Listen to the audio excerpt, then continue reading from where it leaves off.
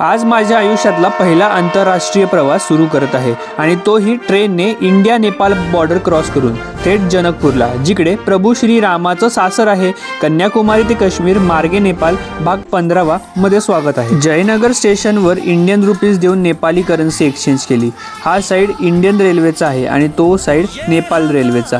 ही train Indian गव्हर्नमेंटकडून नेपाळला gift दिलेली आहे आणि नेपाळमधली ही एकमेव पॅसेंजर ट्रेन असणार आहे. कस्टम क्लिअरन्स फक्त नावापुरतं.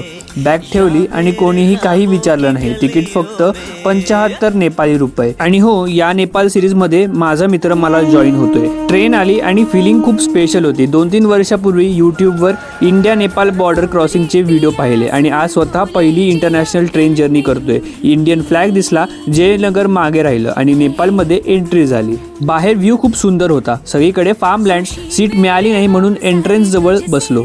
रेकमेंड नाही करत, पण पर्याय नव्हता. अनेक स्टेशन क्रॉस करून जनकपूरला पोहोचलो. रिक्षा घेऊन जानकी मंदिरला गेलो. हे माता सीतेचं जन्मस्थान, राजा जनकाची कन्या आणि प्रभू श्रीरामाचं सासर. विवाह मंडप इथेच आहे आणि आज पहिला श्रावण सोमवार होता, त्यामुळे भाग्यवान समजतो की दर्शन मिळालं. मंदिरमधून दर्शन घेतल्यानंतर आम्ही नेपाली सिम घ्यायला गेलो. त्यानंतर काठमांडूसाठी बस बुकिंग केली.